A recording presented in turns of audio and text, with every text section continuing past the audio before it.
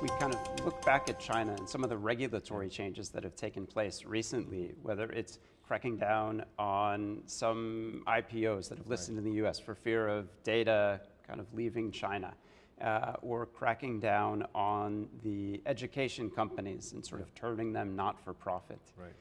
Is that a technocratic kind of decision? Or, I mean, what exactly kind of drives that, and how easy does the population accept big changes like that? Well, I mean, in China, the population doesn't necessarily have a choice to Sure. vote in those kinds of policy decisions. Technocracy is a process, not an outcome. So you can look at an outcome and say, was it technocratically derived or was it just political? When it comes to some of the decisions that China's made recently, it's obviously a mixed bag. You know, the way in which Jack Ma has been handled is political, not technocratic. But saying, hey, wait a minute, we're in an age of increasing cyber tension, and if our Chinese companies list on the New York Stock Exchange, that's going to open up their data to certain kinds of scrutiny that is not reciprocated, therefore we want to block those IPOs. You could read it that way and say, that ticks certain technocratic boxes. You know, it's a cost-benefit calculation and so on, there are national security implications. You could also say the Chinese government doesn't want Chinese citizens offshoring their private wealth, and therefore that's why they're doing it. Unless we know exactly what the motivation was, you know, we can't quite say it was sort of something was technocratic versus not. But we can at least explore the different rationales that are at play to come to a fuller understanding. It could be both. Right? There could be many, many motivations for decisions, and we know that that's obviously the case.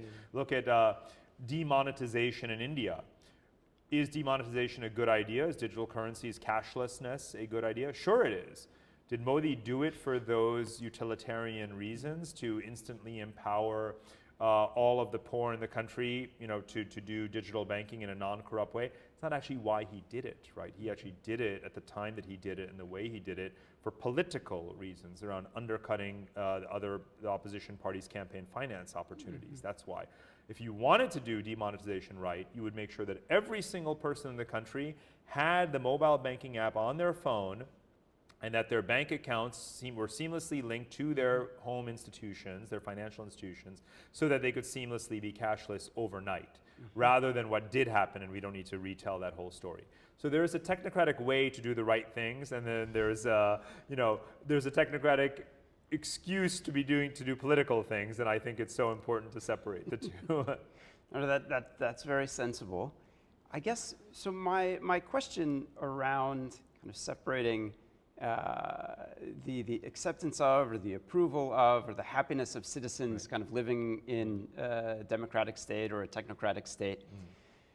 I'm just wondering how much of that is, in the book you sort of chat about that if we look even at the US, the percentage of the population that's kind of happy with the direction of the country is not that high. But in many of the technocratic societies, it is quite high. How much of that is a function of kind of underlying economic growth at the time, and is just unrelated to the system of government that's kind of currently being employed?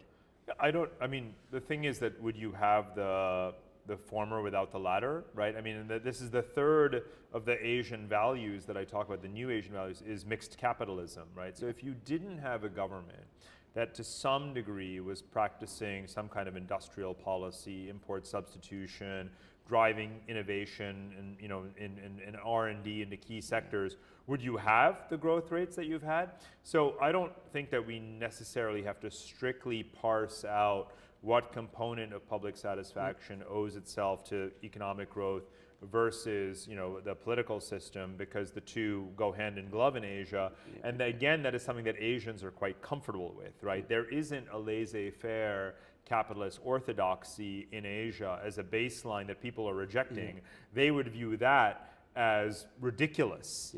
And all of a sudden the whole world now views, over the last 15 years, obviously since the GFC, we've all come around to the view that the government's going to have a role in the economy. So yet another example of the world tilting Asian, right? I mean, you've got everyone in the world, I mean, the Asia book came out before the pandemic. I needed to systematically explain what I mean by Asian technocratic governance. Guess what? Now the whole world thinks it's probably the better way to do a lot of things. So case closed on that. But also with mixed capitalism, the whole world has become mixed capitalist. But I won't attribute that to Asia, because that's very much how European economies are run. And Asians learned it from Europeans as much as anything else. Yep.